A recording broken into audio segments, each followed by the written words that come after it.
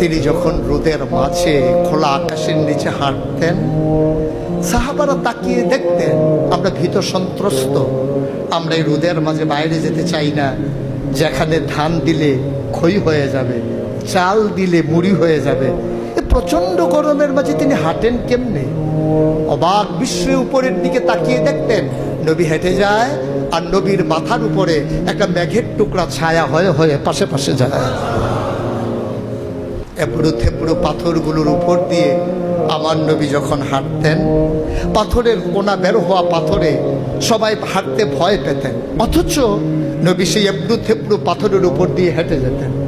তারা চিন্তা করতেন নবীর কদমের নিচে এই শক্ত পাথর পড়লে উনি কি ব্যথা পান না? পরীক্ষা করার জন্যে পেছনে পেছনে অনেকেই দৌড়াতেন।